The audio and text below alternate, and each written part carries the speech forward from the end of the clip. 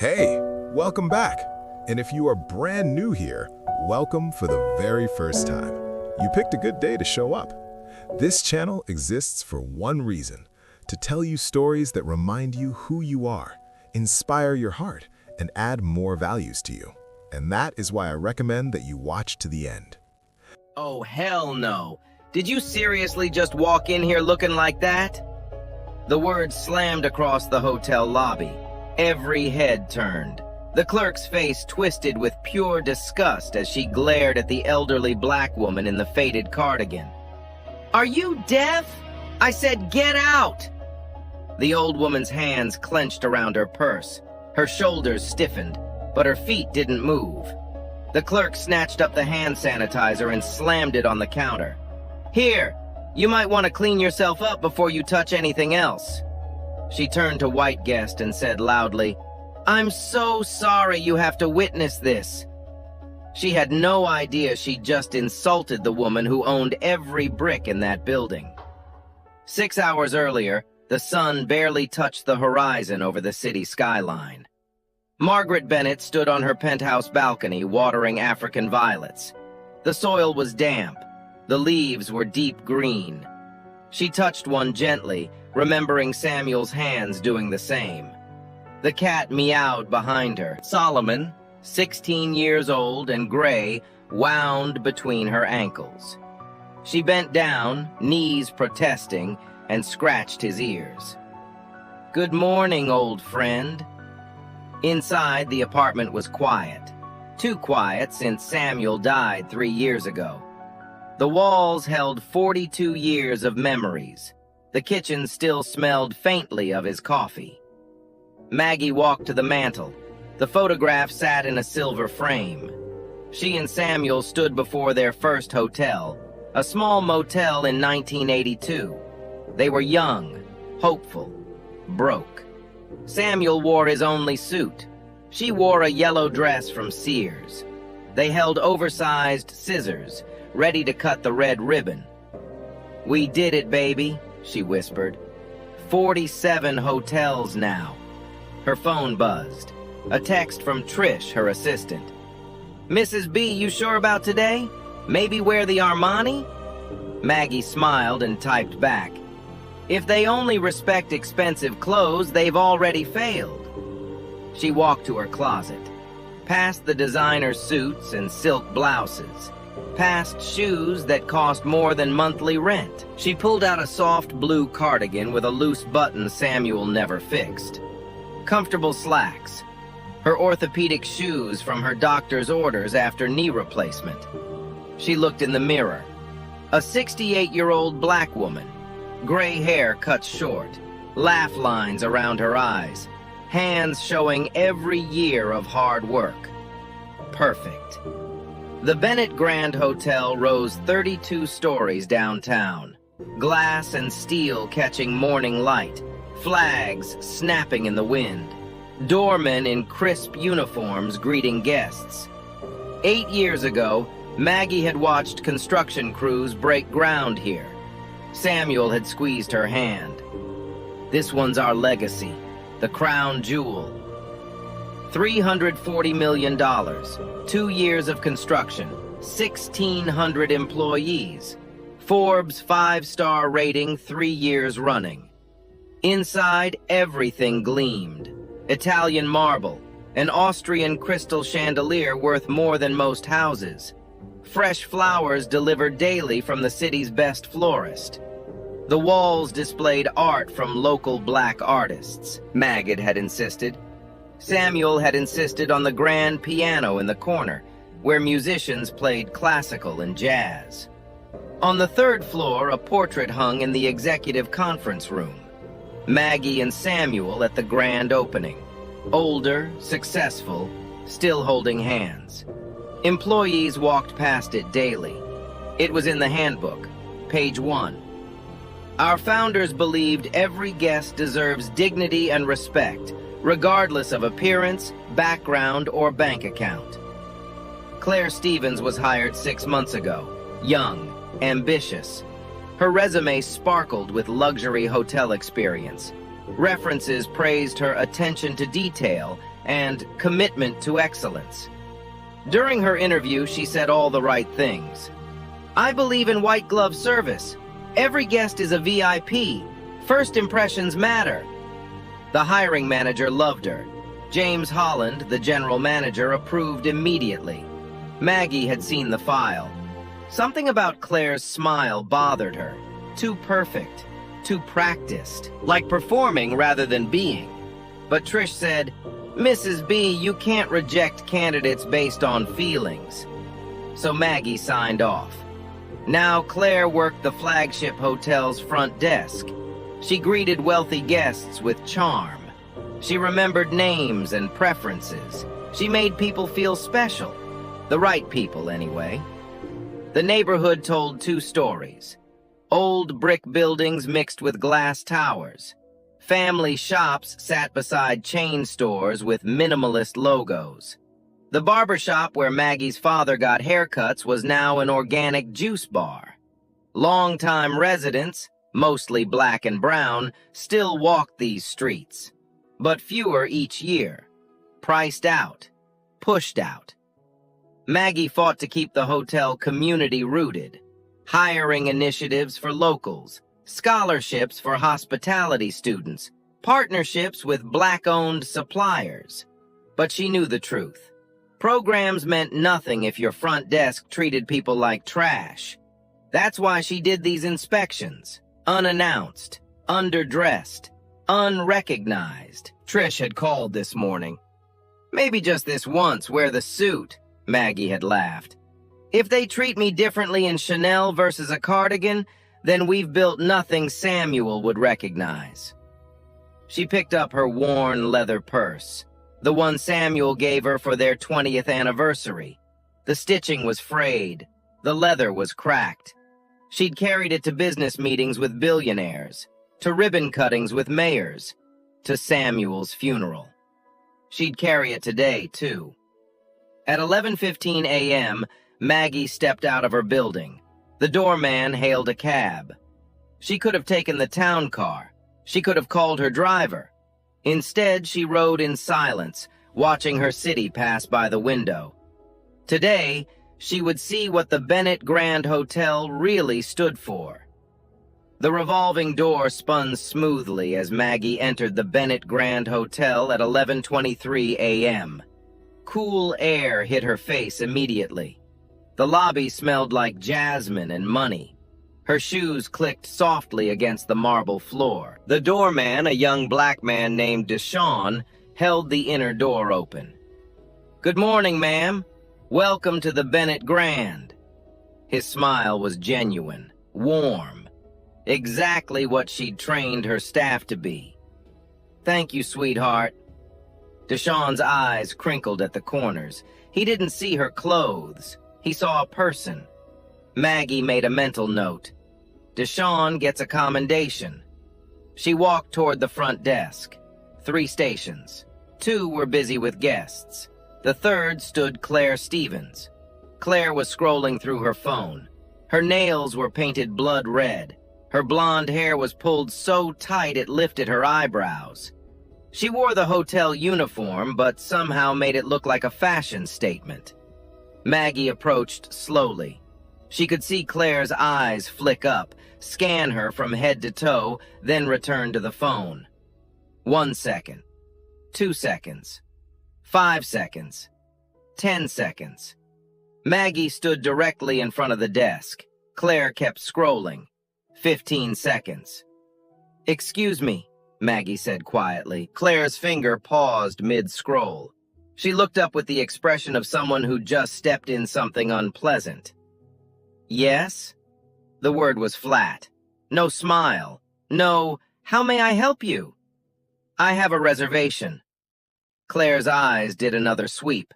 The cardigan, the slacks, the worn purse. Her nose wrinkled slightly. "Name?" "Bennett. Margaret Bennett." Claire turned to her computer. Her fingers moved slowly across the keyboard, deliberately slow, making Maggie wait. The seconds stretched. Maggie could feel other guests glancing over.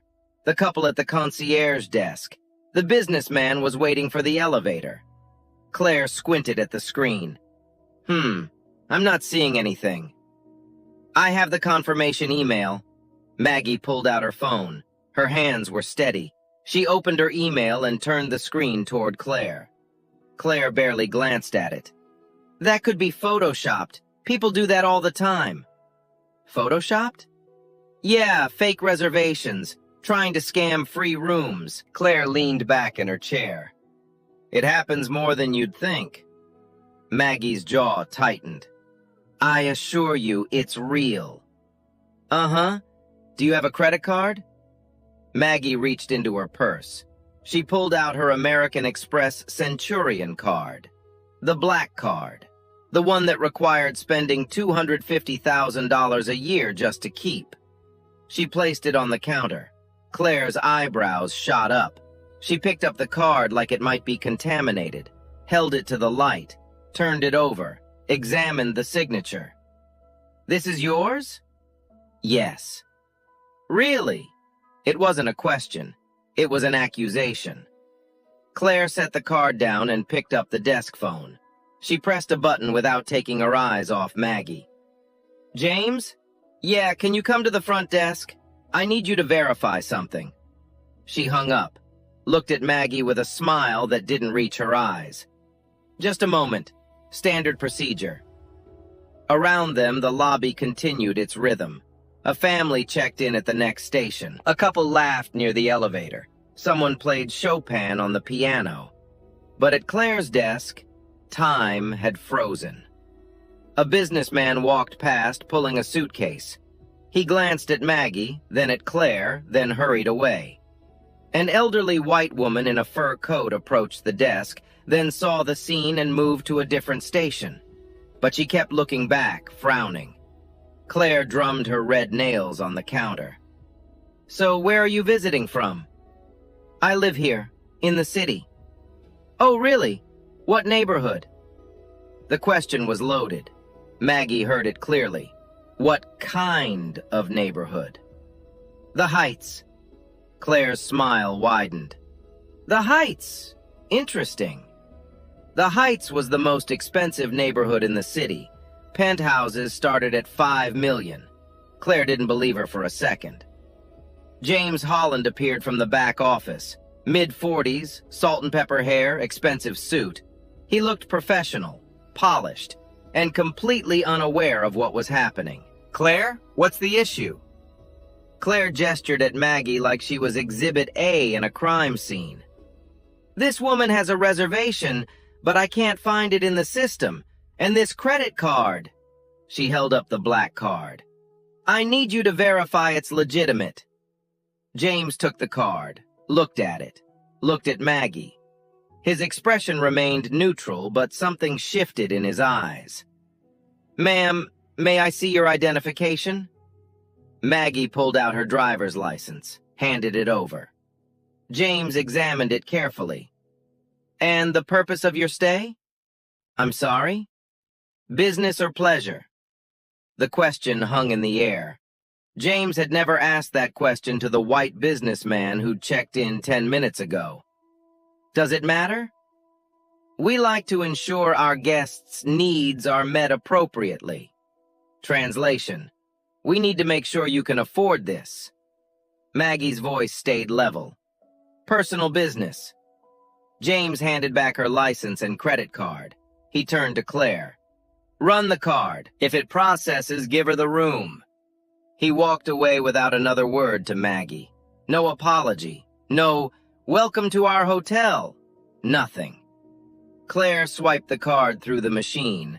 Her eyes stayed on the screen, waiting, hoping it would decline. The machine beeped. Approved. Claire's face fell for a fraction of a second. Then she recovered, that plastic smile returning. Well, it went through. She said it like she was disappointed. She printed out paperwork and slid it across the desk. Sign here, and here. Initial here. Maggie signed. Claire took the papers back and began typing. Slowly. Her fingers moved across the keyboard like they were wading through mud. 2 minutes passed. 3 minutes. At the next desk, a guest checked in completely, received keys, walked away. Claire was still typing. Finally, she pulled 2 key cards from a drawer. She programmed them one at a time. The machine beeped for each one. She moved like she had all day. "You'll be in room 847. She slid the key cards across the desk.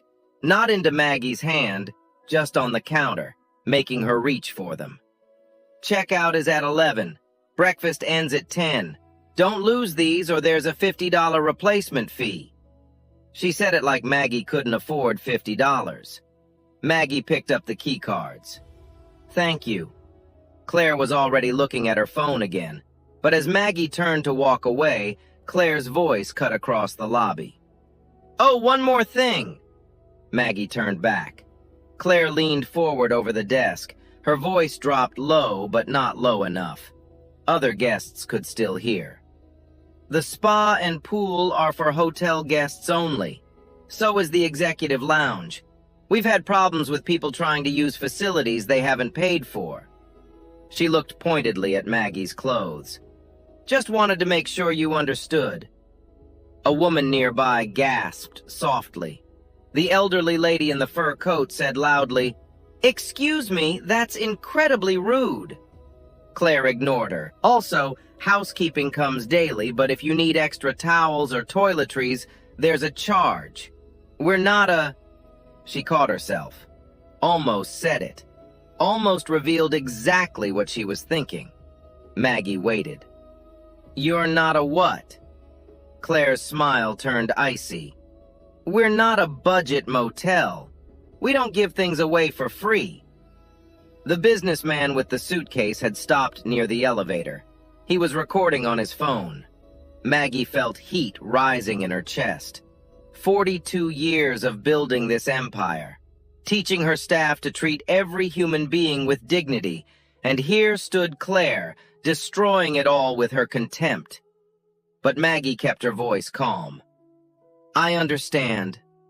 She turned toward the elevator. Claire called after her, "Oh, and ma'am, the lobby dress code is business casual after 6 p.m., so if you're planning to use the restaurant..." She didn't finish. Didn't need to. Maggie stopped walking. Her hands gripped her purse tighter. The leather creaked under her fingers. She could feel every eye in the lobby on her, watching, judging, some with pity, some with disgust, a few with anger on her behalf. She turned back one more time. "Young lady, do you enjoy your job?" Claire blinked. "What?" "Your job, working here. Do you enjoy it?" Claire's smile faltered. Yes, why?" Maggie looked at her for a long moment, memorizing her face, her name tag, her badge number. "Just curious." She walked to the elevator, pressed the button. The doors opened immediately. Inside, she finally allowed herself to exhale. Her hands were shaking. Her heart pounded against her ribs. The doors began to close, but before they shut completely, she heard Claire's voice one last time. "Jesus, some people really don't know their place anymore." Someone laughed. The elevator doors closed. Maggie leaned against the wall, closed her eyes, counted to 10. Tomorrow, she'd scheduled a quiet inspection, look at housekeeping, check maintenance log, maybe have lunch at the restaurant. That plan had just changed. She pulled out her phone and texted Trish. "Clear my afternoon. I need James Holland in my office, and pull every piece of footage from the lobby cameras for the past hour." 3 dots appeared. Trish was typing. "Mrs. B, what happened?" Maggie stared at her reflection in the elevator's polished doors. A 68-year-old black woman in a cardigan, invisible, disposable, until she wasn't. "Just get me the footage, all of it." The elevator climbed toward the 8th floor. Below, in the lobby, Claire Stevens returned to scrolling through her phone. She had no idea the earthquake was coming. Maggie never made it to room 847. She stood in the elevator, finger hovering over the button. Then she pressed L for lobby. The doors opened. She stepped back into her own hotel. Claire was at the desk, laughing with a coworker. "Girl, did you see her purse? My grandma had one like that in 1987. The coworker giggled. "How'd she get a black card?" "Probably stole it. Should have called the cops." Maggie walked to the concierge area. She sat near a potted palm. From here, she could observe. 15 minutes passed. A young black couple approached Claire's desk, well-dressed. The woman wore a pencil skirt. The man had slacks and a button-down. "Hi, reservation under Thompson." Claire didn't look up. "ID and credit card." No greeting, no smile. The man handed over his license and visa. Claire examined the license like checking for forgeries. "This address current?" "Yes." "You sure?" "Says Riverside." "That's correct." Claire's lips pressed thin. Riverside was a black neighborhood. "How many nights?" "2. Anniversary weekend." Claire ran the card. When it approved, she seemed annoyed. "Room 1203. Checkout's 11 sharp. Late checkout costs 75 extra. Breakfast ends at 10. She handed keys without eye contact. "We requested a view room," the woman started. "All booked, but the confirmation." "Things change, want it or not." The couple exchanged glances. "We'll take it." They walked away. The woman's eyes shone with tears. 5 minutes later, a white couple approached. Jeans and sweaters. Claire transformed. Brilliant smile. "Good afternoon. Welcome to the Bennett Grand." The contrast was staggering. Maggie pulled out her phone, started recording audio. 20 minutes passed. A Hispanic family checked in. Claire's warmth vanished. She made them wait while verifying their reservation. Then a white businessman. Claire glowed. Upgraded his room without asking. This was systematic. Maggie's phone buzzed. Trish texted. "James in meetings until 3. Footage being pulled. Are you okay?" "Stay close." Maggie stood ready to go upstairs. The police arrived. 2 officers walked in, both white, hands near weapons. Maggie's stomach dropped. They approached the desk. Claire's face lit up. "Officers, thank God." Martinez pulled out a notepad. "You reported a suspicious person?" "Yes. She claimed a reservation, but something was off. Fake credit card, aggressive behavior." Maggie's hands went cold. "Where is she?" Johnson asked. "Room 847.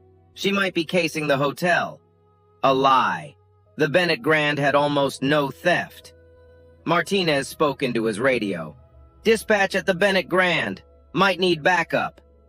Maggie stood, legs unsteady. She walked toward the desk. The officers saw her. Posture shifted, hands to belts. "Excuse me, I'm who she called about." Claire's eyes widened. "What are you doing here?" "Clearing this up. I'm a guest. Everything was legitimate." Martinez stepped close, too close. "Ma'am, identification?" Maggie handed over her license. He examined it slowly. "Margaret Bennett, The Heights," said it like disbelief. "Correct. Your business here?" "I'm a guest." "Why this hotel?" "I wanted to stay here." Johnson moved to her other side, surrounding her. "Staff has concerns about your card. Where'd you get it?" "It's mine." "Prove it." "I showed ID. My name's on it." "Cards get stolen." Claire leaned over. "She had a fake confirmation email too, photoshopped." Spiraling. "Officers, I haven't committed a crime." "We need to verify," Martinez said. "Other ID?" "I showed my license." "Passport? Work ID?" Her work ID would end this. It said CEO Bennett Hospitality Group, but it was in her purse.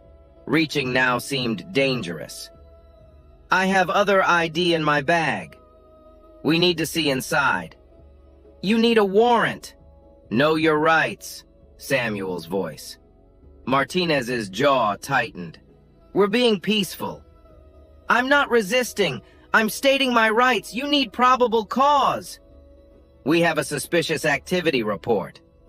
Standing in a lobby isn't suspicious. Johnson stepped closer. She smelled his cologne. Are you refusing to cooperate? I'm asserting my Fourth Amendment rights. Crowd gathering. Phones up.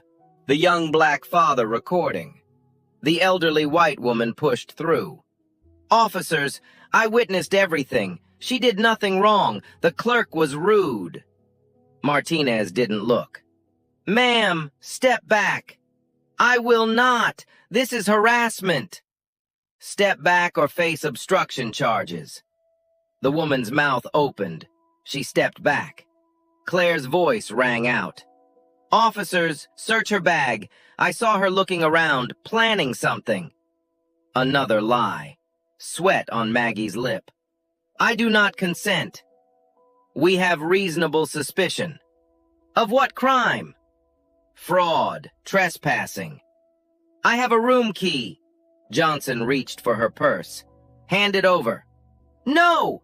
His hand grabbed the strap. Let go! Martinez moved behind. Don't resist. I'm refusing an illegal search. Claire's phone rang. She answered. Front desk. Yes, Mr. Holland. Now? Yes, sir. Hung up, confused. My manager wants you upstairs, his office. Officers exchanged glances. We're in the middle. Immediately. Johnson's radio crackled. Stand down on backup at Bennett Grand. Called off. Martinez was frustrated. Ma'am, come speak with management. Am I arrested? Not currently. Then I'm free? We're asking for cooperation. The father called out. I got everything on video, Martinez snapped. Put the phone away. It's my right. Private property. Public accommodation. Nightmare unfolding. James Holland appeared, pale, carrying a folder, walked to the officers. Gentlemen, there's been a misunderstanding. Significant. We're responding to your employee. I need to speak with you, privately, now. Edge of panic in his voice. James looked at Maggie, really looked. Eyes to her face, the folder back, color drained. Oh my God, Claire frowned. James! Shut up, Claire. Lobby silent. James to officers. My office, now! Walked to elevator. Officers followed, confused. Claire frozen at her desk. Maggie stood surrounded by witnesses with cameras, hands shaking, but something shifted. She felt it. The earthquake beginning. Then Martinez's radio crackled again. Dispatch to Unit 47, code 1010, suspect may be armed. Complete lie. Broadcast to all units. Claire had called 911 again, while James was walking away, made another false report. Armed suspect at Bennett Grand Hotel, black female, late 60s, acting erratic. Martinez and Johnson stopped, turned back. Their whole energy changed. Hands went to weapons. Ma'am, put your hands where we can see them. Maggie's heart stopped. What? Hands up, now!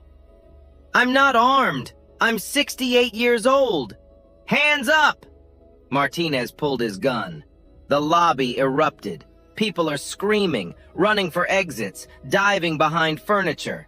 Maggie slowly raised her hands, purse dangling from one wrist. Drop the bag! She let it fall. It hit the marble with a thud.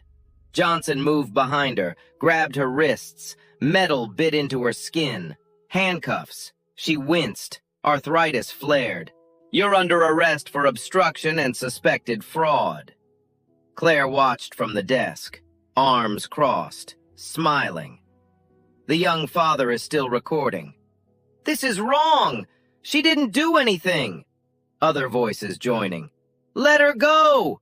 This is racial profiling! But the officers ignored them. Martinez began reading rights. "You have the right to remain silent."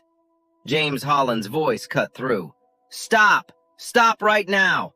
He was running back, the folder open in his hands. "Release her immediately!" Martinez looked annoyed. "Sir, step back. We're making an arrest." "That's Margaret Bennett!" "I don't care if she's the Queen of England." "She owns this hotel! She owns the entire chain!" Time stopped. Martinez's hands froze on the handcuffs. Johnson's face went white. Claire's smile crumbled. James held up the folder, a quarterly report. Cover page showed a professional photo. Margaret Bennett, founder and CEO, Bennett Hospitality Group. Martinez looked at the photo, looked at Maggie in handcuffs. Back at the photo. "Oh, God." The handcuffs came off. Maggie rubbed her wrists, red marks already forming. Claire backed away from the desk. "No, that's not... She can't be..." James pulled up the hotel website on the desk computer, turned the monitor. About Us page. Maggie's biography. Margaret Bennett established Bennett Hospitality Group in 1982. 47 properties, $2.3 billion in annual revenue. The lobby was dead silent. Every phone was still recording. Claire's legs gave out. She grabbed the desk. I thought... Maggie's voice came quiet, steady, deadly. "You thought what, exactly?" Claire couldn't answer. Maggie turned to the officers. "Badge numbers, now!" Martinez stammered.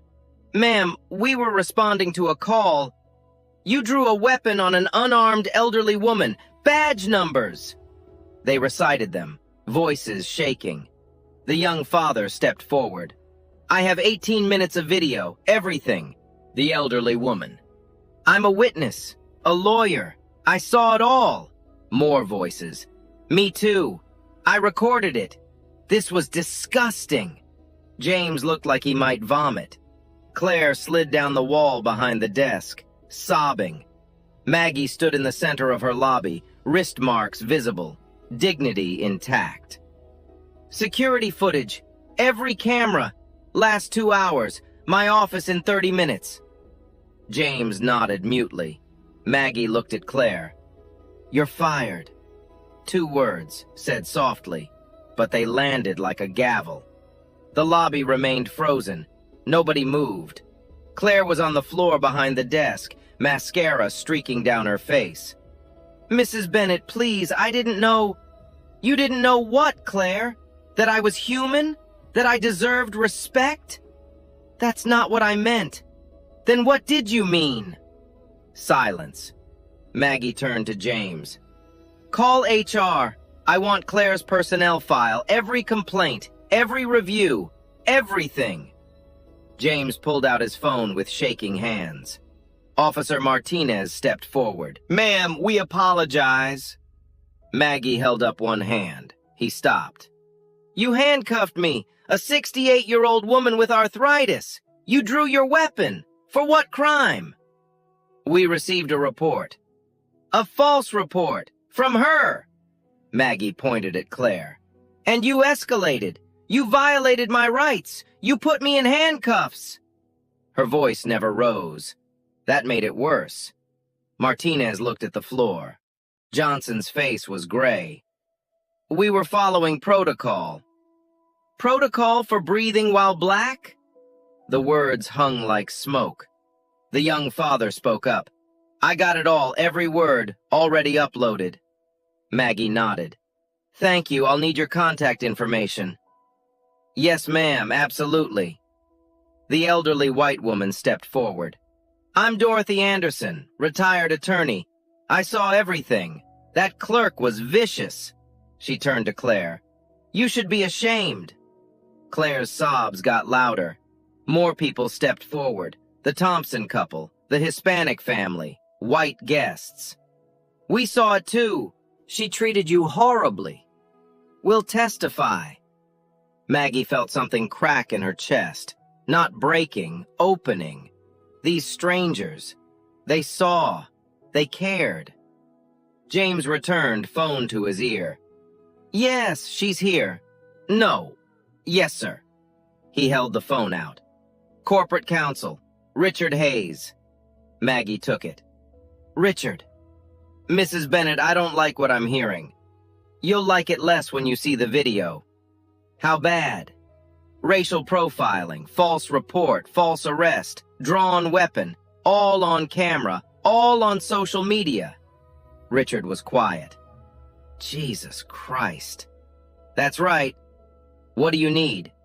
Claire Stevens terminated. Officers reported to Internal Affairs. I want their captain called. I want all footage. And I want James's explanation for how this culture developed. Done. All of it. And Mrs. Bennett? Yes? I'm so sorry. Her throat tightened. Thank you. She handed the phone back. Claire pulled herself up using the desk, face blotchy and red. Mrs. Bennett, please. I made a mistake. I'm sorry. I have student loans, rent. I need this job.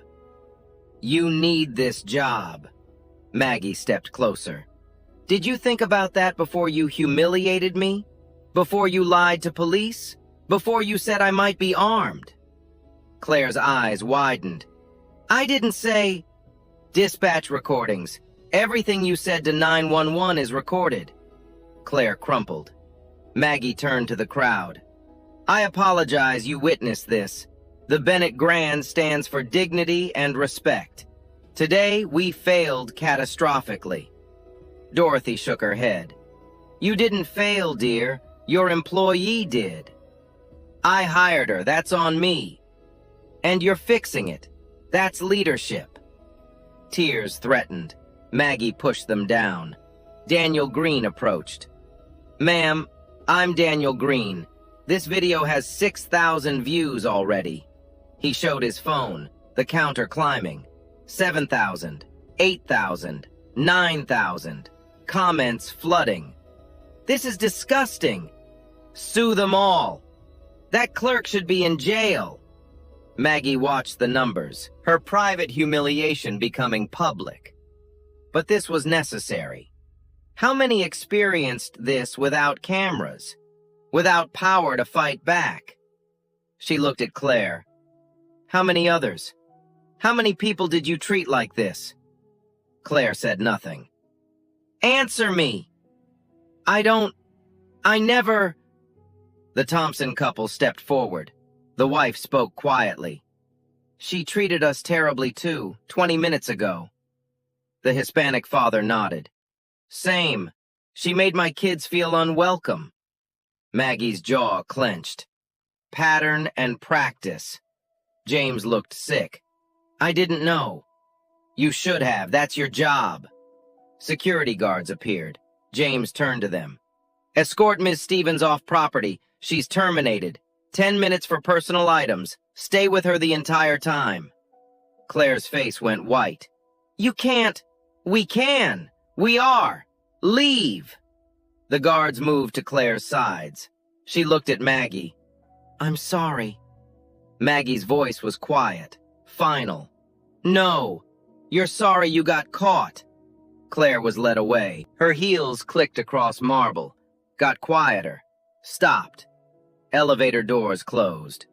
Gone. Maggie turned to the officers. You're done here. Leave. Your captain will contact you. They looked at each other. At the crowd recording. At the door. They left. The lobby began emptying. People are still whispering, recording. Daniel approached. Mrs. Bennett, 20,000 views now. News stations are calling. Dorothy handed over a card. Call me. I'll testify. Pro bono. The Thompson couple, the Hispanic family, 5 other witnesses, all gave information. Finally, only Maggie and James remained. He looked at her. I failed you. Yes. How do I fix this? I don't know if you can. His face crumbled. Maggie walked to the elevator, pressed the button. Doors opened. She stepped inside, turned around. James stood in the empty lobby, broken. My office, tomorrow, 8 a.m., bring everything. The doors closed. Maggie leaned against the wall, hands shaking, wrists throbbing. She pulled out her phone, texted Trish. It's worse than we thought. Clear my calendar for the week. 3 dots appeared. Oh no, you okay? Maggie looked at her reflection, an elderly black woman, red marks on her wrists, tears she refused to let fall. No, but I will be. The elevator climbed. Outside, news vans were already arriving. The earthquake wasn't beginning, it was here. By 6 p.m., the video had gone viral. 3 million views, climbing every minute. Daniel Green's 18-minute recording showed everything. Claire's contempt, the hand sanitizer, the police, the handcuffs, the gun. And the moment everything changed. Hashtags exploded. Hashtag Bennett Hotel. Hashtag racial profiling. Hashtag justice for Margaret. News vans surrounded the hotel, reporters broadcasting live. Behind me, the Bennett Grand Hotel, where today the owner of this luxury chain was racially profiled and arrested in her own lobby. Inside, James Holland sat in his office, head in hands. The phone wouldn't stop ringing. Corporate, board members, lawyers. How did this happen? He had no answer. A knock, his assistant's voice shaky. Mr. Holland, reporters are in the lobby, protesters outside, Mrs. Bennett's lawyer on line 3. James picked up. Richard? Say nothing to the press, nothing. Refer all calls to me. Mrs. Bennett is preparing a statement. When? Tomorrow morning, press conference. James closed his eyes. Am I fired? That's not my decision, but you better have answers. The line went dead. Across town, Claire Stevens sat in her apartment. She'd been crying for 6 hours. Her phone was off after the 1,000th notification. Death threats. Hate messages, people calling her racist. Someone found her Instagram, Facebook, Twitter, everything. Screenshots of old posts circulated, jokes she'd made, all damning now. Her landlord called. I'm getting complaints. People know you live here. You need to leave. Her mother called, crying. Claire, what did you do? It's on the news. Her college roommate called, then blocked her. She was alone. Her doorbell rang. She froze. It rang again, longer. She crept to the peephole. 2 police officers. Her heart stopped. She opened the door, chain still on. Claire Stevens? Yes?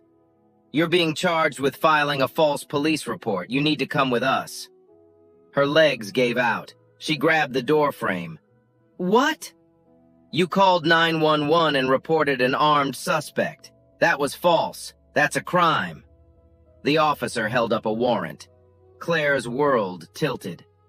I want a lawyer. You can call one from the station. Let's go.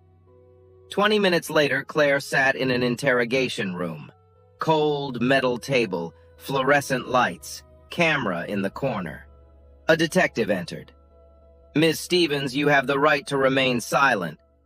She already knew. She'd watched it happen to Maggie hours ago.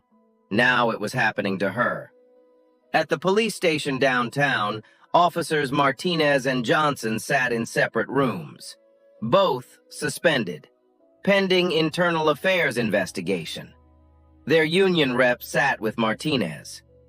Tell me what happened. Martinez explained. The call, the response, the handcuffs. The rep winced. You drew your weapon? Dispatch said armed suspect. Did you verify before pulling your gun?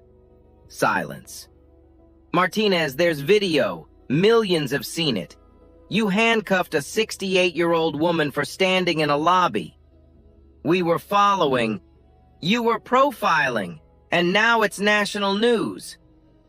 In the other room, Johnson had the same conversation. How many times did she assert her rights? 3? 4? And you kept pushing? We had reasonable suspicion. Of what?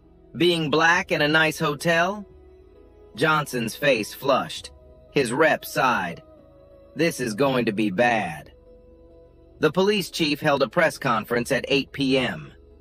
We take these allegations seriously. Officers Martinez and Johnson are suspended without pay, pending investigation.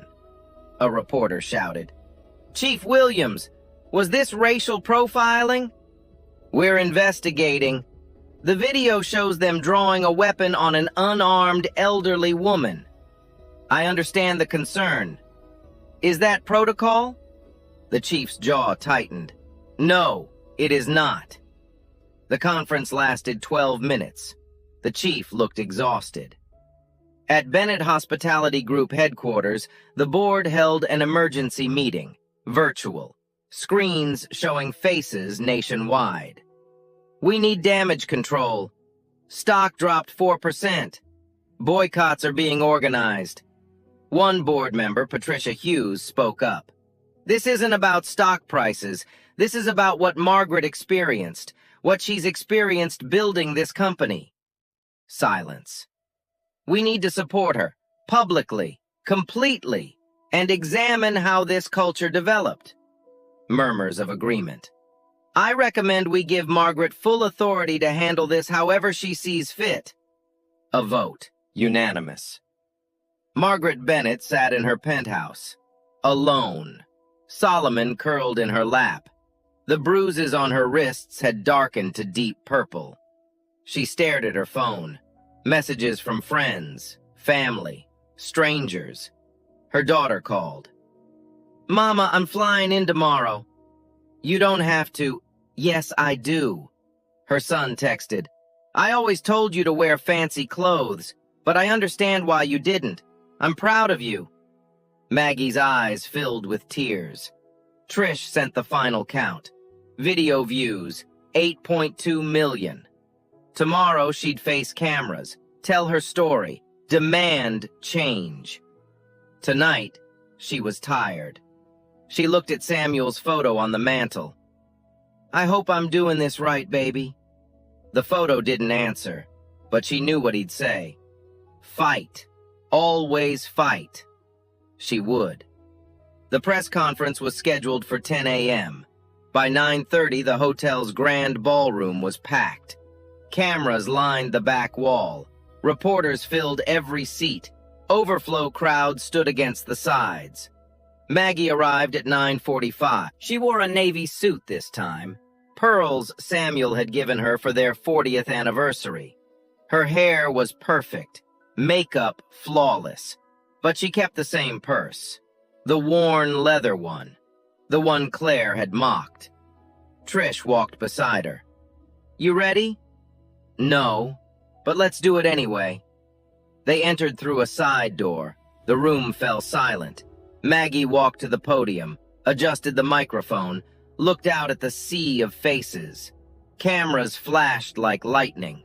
She took a breath. My name is Margaret Bennett. I am the founder and CEO of Bennett Hospitality Group. And 3 days ago, I was racially profiled, humiliated, and falsely arrested in my own hotel.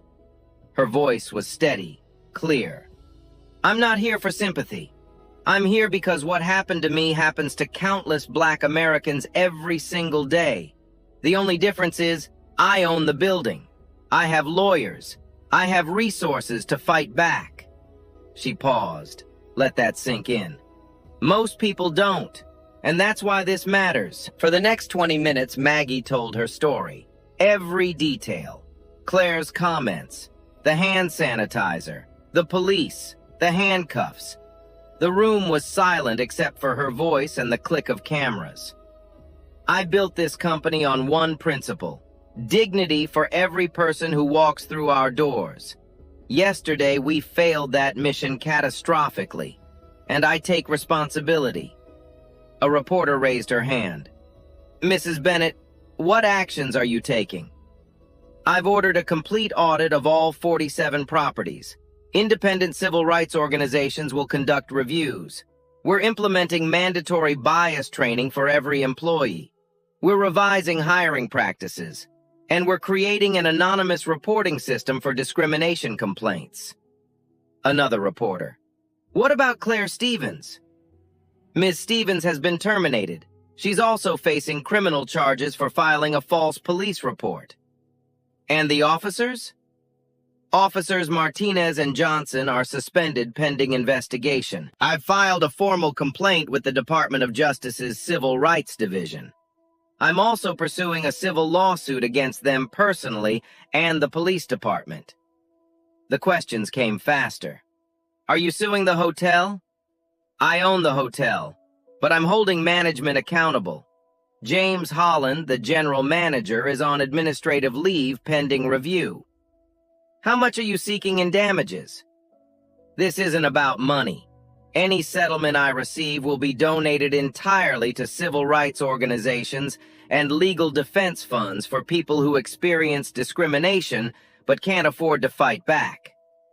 The room erupted, more questions shouting over each other. Catherine Wells from Channel 7 stood. Mrs. Bennett, some people are asking why you didn't just identify yourself immediately. Why let it escalate? Maggie looked directly at her. Because I shouldn't have to be the CEO to be treated with respect. Every human being deserves dignity, whether they're a billionaire or someone struggling to make rent. The color of my skin, the clothes I wear, the purse I carry, none of that should determine whether I'm treated like a human being. Her voice rose slightly. And if I, with all my privilege and power, experience this, imagine what happens every day to people without those protections. The room fell silent again. That's what we need to fix. Not just in my hotels, everywhere. The press conference lasted 45 minutes. When it ended, Maggie walked out through a hallway lined with hotel employees. They applauded. Some were crying. A young black housekeeper approached. Mrs. Bennett, thank you. This happened to me last year, at a different property. Nobody believed me. Maggie stopped. What's your name? Jasmine. Jasmine, I believe you, and I'm sorry. Will you help me? I need people who've experienced this to guide our reforms. Jasmine nodded, tears streaming. Yes, ma'am. Absolutely. 6 months later, the criminal trial began. Federal courthouse. Judge Helen Morrison presiding. The prosecution's case was overwhelming. Daniel Green's video played on screens throughout the courtroom. 18 minutes of undeniable evidence. Gasps when Claire said, "Your kind." Murmurs when the officers drew weapons. Shocked silence during the handcuffing. The defense attorneys tried everything. Ms. Stevens made an error in judgment, not a crime. The prosecution presented her 911 calls, audio recordings. Black female acting erratic, possibly armed. Complete fabrication, all on tape. Officers Martinez and Johnson were following protocol. The prosecution showed their body camera footage, Maggie clearly stating her rights, them ignoring her. Expert witnesses testified about racial profiling, statistics, patterns. Dorothy Anderson took the stand, powerful testimony about what she'd witnessed. I'm 73 years old. I've been practicing law for 48 years. I have never seen such blatant, cruel discrimination in my life. Daniel Green testified, showed the full video again, explained how he'd felt watching it happen. I have a mother, a grandmother, aunts. Seeing that woman treated like that, I was terrified. If it could happen to her, it could happen to anyone. The Thompson couple testified about Claire's pattern of behavior toward them. The Hispanic family, same story. Hotel employees came forward, stories of Claire's comments, her biases, things she'd said when she thought nobody was listening. Emails were presented, text messages, social media posts going back years. Claire's defense crumbled. The officer's defense tried to claim good faith. They believed they were responding to a legitimate threat. The prosecution showed dispatch recordings, timeline analysis, body language experts. They made assumptions based solely on the victim's race. That's not police work. That's profiling. The jury deliberated for 4 hours. Guilty. All counts. Officers Martinez and Johnson. Violation of civil rights under color of law. False imprisonment. Assault. Claire Stevens. Filing false police report with hate crime enhancement. The courtroom erupted in applause. Judge Morrison allowed it for 10 seconds, then gavelled for silence. Sentencing came 2 weeks later. Officers Martinez and Johnson, 18 months federal prison each, permanent ban from law enforcement, 3 years supervised release. Judge Morrison's statement was scathing. You swore an oath to protect and serve. Instead, you terrorized an innocent woman because of the color of her skin. You drew a weapon on a 68-year-old grandmother. You handcuffed her. You violated her rights repeatedly. This court will not tolerate such abuse of power.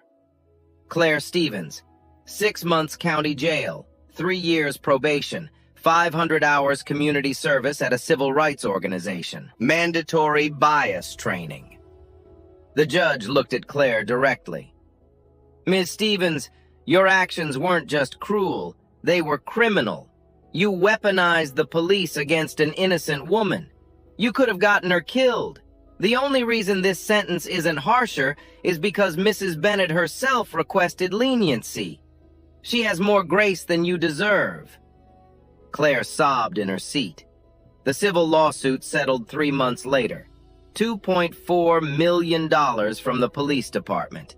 Maggie donated every penny.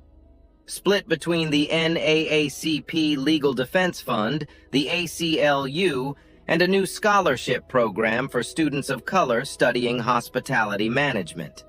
She held another press conference. This money doesn't undo what happened, but maybe it can prevent it from happening to someone else. The story became a case study at Harvard Business School, Stanford Law School, police academies nationwide. The video had been viewed 53 million times. 3 major hotel chains implemented similar reforms: mandatory bias training, independent audits, anonymous reporting systems. The conversation had shifted. People were paying attention. But Maggie knew the work was just beginning. Real change took time, effort, constant vigilance. She was ready for all of it. 1 year later, Maggie stood in the lobby of the Bennett Grand Hotel. Same marble floors, same crystal chandelier. But everything had changed. The front desk gleamed with new energy. 3 clerks working the morning shift, all smiling, all genuine. A young Latina woman named Sofia Rodriguez greeted an elderly black man in work clothes. "Good morning, sir. Welcome to the Bennett Grand. How can I make your stay wonderful today?" No judgment, no hesitation, just warmth. Maggie watched from across the lobby. Her heart swelled. This was what she and Samuel had dreamed of. The wall behind reception now displayed a large bronze plaque, the Dignity Pledge. Every person who enters these doors deserves respect, kindness, and excellent service, regardless of appearance, background, or circumstances. No exceptions. Ever. Below it, a photograph. Maggie in her blue cardigan and comfortable shoes. The same outfit from that day. The caption read, "Everyone deserves dignity. Margaret Bennett, founder and CEO." New employees stood before that plaque on their first day, read it aloud, signed a commitment. The hotel had hired Dorothy Anderson as a consultant. She reviewed policies, trained staff, shared her testimony. Daniel Green joined the Diversity Advisory Board. His voice mattered. His experience counted. Maria, the housekeeper who'd witnessed everything, was now a supervisor, promoted, empowered, trusted.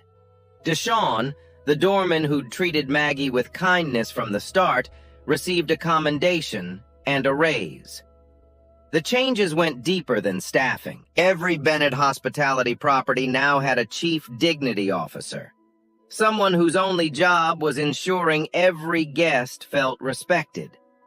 Quarterly audits by independent civil rights organizations, surprise inspections, anonymous feedback systems. Any complaint of discrimination triggered immediate investigation. Zero tolerance. The scholarship fund had grown to $15 million. 43 students of color studying hospitality management on full rides. 3 had already graduated. All 3 now worked for Bennett Hospitality Group. The industry noticed. Other chains followed. Marriott, Hilton, Hyatt, all implementing similar programs. The conversation spread beyond hotels, restaurants, retail stores, banks. People were paying attention to how they treated others. Maggie walked to the hotel cafe, ordered her usual tea, sat by the window. She pulled out her journal, the same one she'd been writing in for 40 years. She wrote, "Samuel, we did it. Not perfectly, but we're trying. Every single day, we're trying." Her phone buzzed. A text from her daughter. "Mama, saw the news story about the scholarship recipients. So proud of you." Another from her son. "Dad would be so proud. We all are." Trish sent an update. "Stock prices up 12% from last year. Guest satisfaction scores highest ever." The metrics that mattered. Maggie looked around the cafe. Diverse guests, diverse staff, people from every background sharing space, sharing respect. An elderly white couple sat near a young black family, chatting, laughing together. A businessman in an expensive suit held the door for a woman in a housekeeping uniform. Small moments, but they added up. Maggie finished her tea, stood, walked through the lobby one more time. She wore jeans today, a simple sweater, her comfortable shoes, the same worn purse. Nobody looked at her sideways. Nobody judged. Sophia waved from the front desk. "Have a wonderful day, Mrs. Bennett." Maggie waved back. She stepped outside. The sun was warm on her face. The city hummed with life around her. She thought about that day 1 year ago. The humiliation, the handcuffs, the fear. It had hurt. God, it had hurt. But it had also opened a door, started a conversation, created change. Not just for her, for everyone who came after. Real change doesn't come from comfort. It comes from confronting ugly truths, from refusing to accept the unacceptable. What happened to her wasn't unique. It happens every single day to people who don't have her resources, her platform, her privilege. Those are the people worth fighting for. So if this story moved you, don't just feel something, do something. Speak up when you see discrimination. Challenge bias in yourself and others. Support businesses that prioritize dignity. Use your voice. Use your vote. Use your power, whatever that looks like. And remember, how we treat the most vulnerable among us defines who we are as a society. Maggie walked toward her car. Behind her, the Bennett Grand Hotel stood tall, windows reflecting the sky. Inside those walls, people of every color and background were being treated with dignity. That was the legacy. That was the victory. Not perfect, but better. And tomorrow, they'd work to make it better still. A question hangs in the air for everyone who hears this story. The next time you see someone being judged for how they look, what will you do? Will you record and speak up? Will you intervene and defend? Or will you look away? Your choice defines who you are. This story, rooted in real events, carries one truth. Dignity isn't expensive. It's priceless. Share this story. Start the conversation. Be the change.